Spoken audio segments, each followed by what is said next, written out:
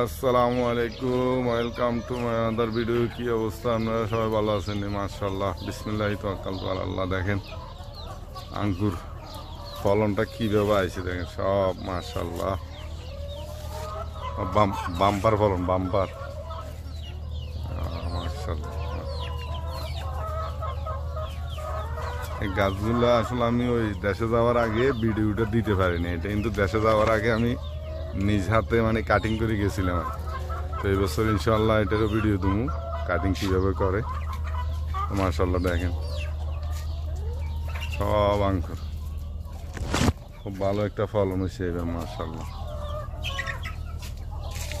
এ সমীর ভাই, এটা তো মোটামুটি ভালো হয়েছে। হ্যাঁ ভালো হয়েছে।